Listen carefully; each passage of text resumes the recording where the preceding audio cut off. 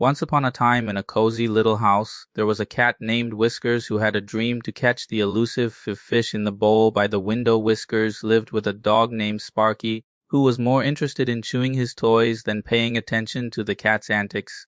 One sunny afternoon, Whiskers hatched a plan, believing if he pounced quietly, he could finally capture his finned friends. Meanwhile, Sparky noticed something was up and couldn't help but let out a loud bark, startling both Whiskers and the fish.